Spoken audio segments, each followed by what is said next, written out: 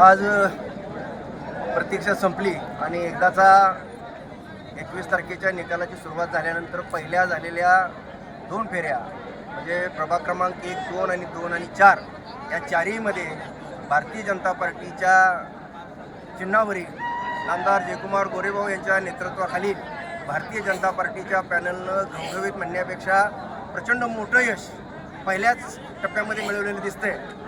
भारतीय जनता पार्टीचे चारही नगरसेवक पदाचे उमेदवार काही 500, काही 400, काही 250 एवढ्या मोठ्या फरकानं जिथं सांगितलं जात होतं की खूप टशन आहे, परंतु टशन न राहता अगदी एकतर्फी विजय या ठिकाणी मिळवलेला आहे. मसवडची जनता या निकालातून एक दिसून येतं की मसवडची जनता शून्य आहे.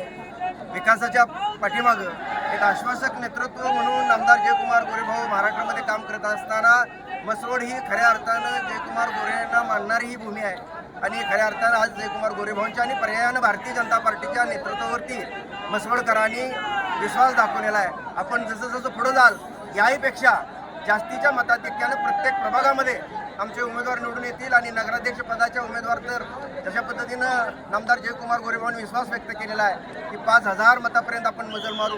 मला वाटत नाही की त्यापेक्षा आपण कमी असू, कदाचित त्याही पुढे जाऊन या ठिकाणी आपला विजय झालेला असेल. मी सर्वच विजयी उमेदवारांचं अभिनंदन करतो आणि ज्या कार्यकर्त्यांनी मेहनत घेतली, खास करून नामदार जयकुमार गोरेभाऊंनी ज्या पद्धतीची व्यूहरचना, ज्या पद्धतीचा प्रचार आणि ज्या पद्धतीचं नियोजन केलं आणि त्या नियोजनाचा भाग म्हणून खास करून शेखरभाऊ गोरे यांचं या ठिकाणी विशेष आभार मानले पाहिजेत. त्यांनी ऐत्यावेळी या निवडणुकीमध्ये पाठिंबा देऊन एक प्रकारची रंगत आणली आणि मोठ्या प्रमाणावरती आजचा हा जो विजय दिसतोय तो त्याचंच फलित आहे असं म्हणावं लागेल. धन्यवाद.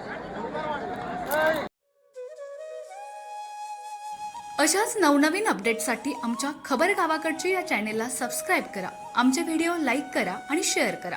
धन्यवाद.